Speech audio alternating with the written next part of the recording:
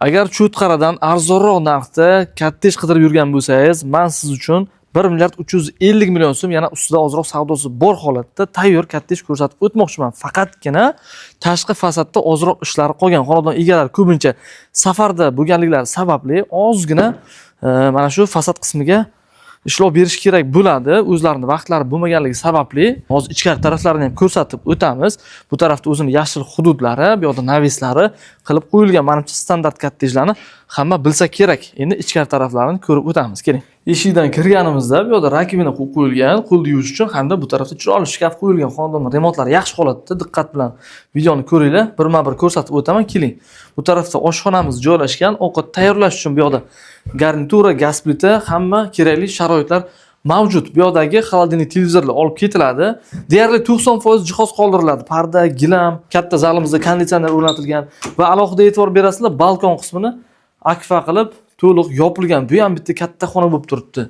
Ya'ni 4 xona emas, 5 xona qilib ishlatish imkoniyati mavjud. U yoqda remont qilib qo'ysangiz, yana bitta choy ichadigan yoki bo'lmasam jihozlaringizni saqlaydigan xona qilsangiz bo'ladi. Katta mana shunaqa koridor bo'ylab biza asosiy katta zal qismiga o'tishimiz mumkin bo'ladi. Mana aytib o'tgan konditsioner bu shu yerda o'zida qoldiriladi xonadonda. Mana shunaqa chiroyli aboylar qilingan, tepalar gipsokartondan chiroyli ishlov berilgan, yaxshi lyustralar qo'yilgan. Xo'p, katta zal qismini ko'rib o'tdik va yuvinish xonasini ko'rishimiz mumkin. Marhamat.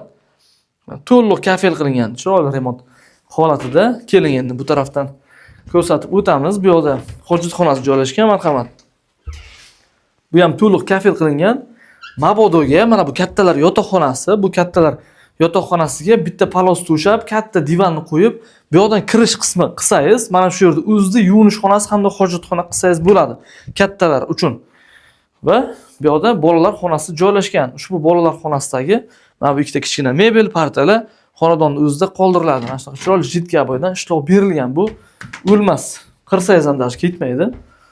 Xo'p, bu tarafga o'tadigan bo'lsak, ikkinchi zal qismimiz. Bu zalda uzunligi taxminan uzunligi 6-7 metr keladi hamda eniga 3,5-4 metr atrofida. 2015-yilda qurilgan 6 sotix maydonni egallagan pishgan ishli ushbu kattejimizning narxi 1 milliard 350 million so'm. Ustida yana ozroq savdosi bor. Juda ham zo'r narx. Ipoteka qilish imkoniyati bilan birgalikda kimga ma'qul keladigan bo'lsa, agar kvartirangiz bo'ladigan bo'lsa, Navoiy shahrida pastroq etajda barter varianti ko'rib chiqiladi. Remont holatlarini ham o'zlaringiz ko'rib o'tdingizlar. Birmuncha jihozlari bor, juda ham yaxshi remont holatiga ega, faqatgina tashqari tarafda fasadda ozgina ishlari qolgan. Kimga ma'qul kelgan bo'lsa, pastdagi raqamlar orqali bizlar bilan bog'lanib to'liq ma'lumotlarni olishlaringiz mumkin. Agar sizning ko'chmas mulkingiz bo'ladigan bo'lsa, sotilayotgan bizga murojaat qiling. Tez fursatlarda albatta sotib beramiz. Navoiy Uy Baraka kanaliga obuna bo'lsangiz, shunaqa yaxshi hovlilarni arzon narxda doimo ko'rib borasiz.